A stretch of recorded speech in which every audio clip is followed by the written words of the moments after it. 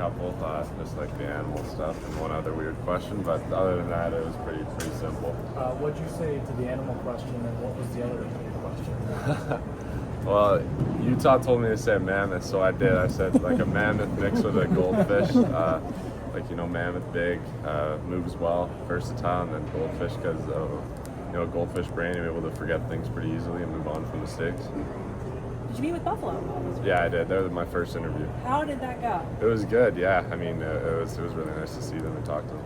Did you get asked any unusual questions by them, or was it more like a get to know you job interview session? It was a bit more get to know you, a lot about school and Penn State and that stuff, but that's kind of it. You know the Pagula Penn State connection, Yeah. right? Yeah, I do. Of course. How was that conversation? It was good. Yeah, they kind of just asked me about it and stuff. Most of the conversation was about that, so it was a good one. How many people were in the room with you? I think 4 or 5. Kevin Adams, Jarmo Cartano? Yeah. All right. If Buffalo was to draft you, what would you bring to the organization here?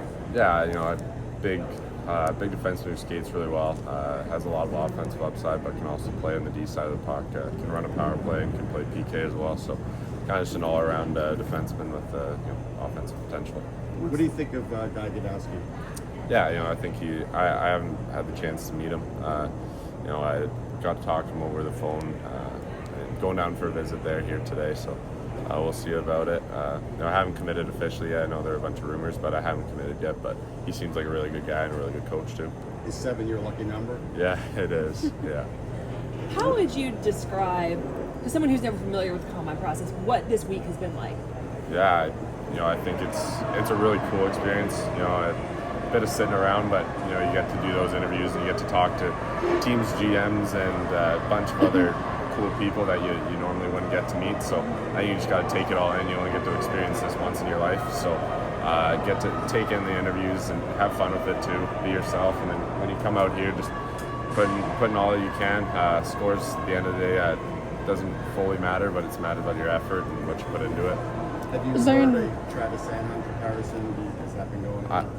I haven't heard that, but no, it's a new one for me. What do you think about that if someone says that? Yeah, I mean, it's good. He's a really good player, so that's a good comparison. Is there an NHL player you look up to try to model your game after? I would say a little bit like Miro Heiskanen or Shea Theodore, big, good skating defensemen who have the offensive side, but also the defensive side to them as well. What's the one aspect of your game that you sort of want to improve on the next year or two? Yeah, I think overall defensive play, keep improving that, and then also puck retrievals, getting back faster to pucks and making the good first pass. Was Pittsburgh one of the teams you met with? Yes. But how did that go? Yeah, it was really good. Meeting was good, and I had lunch with them too this week, so it was really good to talk to them. Pretty cool to meet Kyle Dubas too. So we had a really good lunch and a really good talk, so it was super good. Did you have to answer for some of your mistakes via video with them? Yeah, a couple. They showed me some clips, and it was kind of funny to watch that stuff. So I think I gave some good answers for it though.